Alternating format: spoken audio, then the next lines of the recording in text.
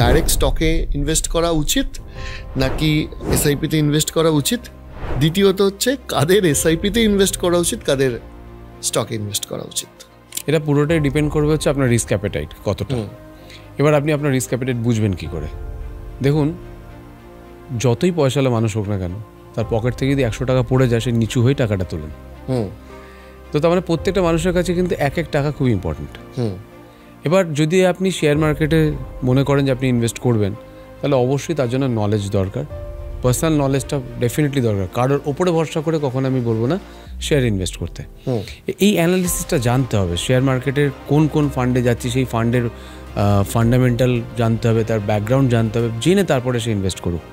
এবারে তার কাছে যে ইনভেস্টমেন্টটা করছেন তার কাছে সেই পুঁজিটা হয়তো খুব একটা বড় পুঁজি নয়, সেই ক্ষেত্রে বলবো আমি অবশ্যই মিউচুয়াল ফান্ডে যেতে। এসআইপি তো পরে, এসআইপি একটা প্রসেস, ওয়ান টাইম অথবা এসআইপি, বাট সাবজেক্টটা মিউচুয়াল ফান্ড আফটার অল। এবার আমার কাছে রয়েছে 1 লক্ষ টাকা, এটাই আমার কাছে জমানো পুঁজি দীর্ঘদিনের, এবং যে পুঁজিটা হয়তো বা আমার কাছে খুব একটা পিঞ্চ করে না আমাকে, সেই টাকাটা নিয়ে আমি যদি লসও করে ফেলি, আমাকে যদি সেই টাকাটা কোনোভাবে দুঃখ না দেয়, কোনো রকম বাজে স্বপ্ন না আসে রাতে, তাহলে আপনি নিয়ে যেতেই পারেন মার্কেট ইনভেস্ট করতে, মানে শেয়ার মার্কেট ইনভেস্ট করতে।